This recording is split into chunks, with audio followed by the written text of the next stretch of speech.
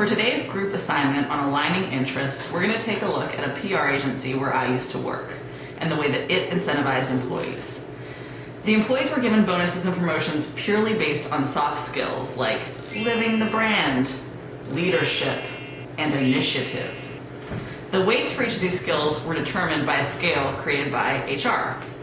The scheme was fairly easy to understand. Employees would rate themselves based on their skills by answering a series of questions based on those soft skills, and then the supervisor would answer the same questions. The supervisor's score that was given to the employees was then used to determine the bonus or the promotion.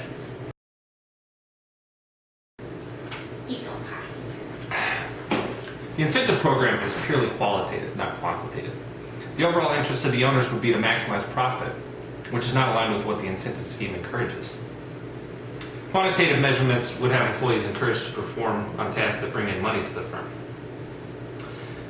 Qualitative measures were so soft that how do you even measure things like living the brand? We recommend that the company should still use the qualitative measurements for 50% of the compensation structure, but should add quantitative measurements for the other 50%. Quantitative measurements that the company could use for measurement include hours billed and new business brought in so that the performance interests align with the interests of the firm and the owners. By making the compensation structure 50% qualitative and 50% quantitative, this would alleviate the problems by incentivizing employees to bring in revenue for the company as well as to still work together for the betterment of the company. By adding the quantitative measures to the structure, the interests will now align to the interests of the owners because they are able to determine how much revenue each employee is bringing in.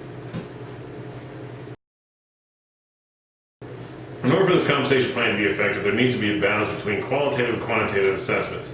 A program based purely on quantitative values would encourage high performance, but it would discourage collaboration. On the other hand, a program based on purely qualitative assessments would encourage collaboration, but may not result in the highest revenue for the company.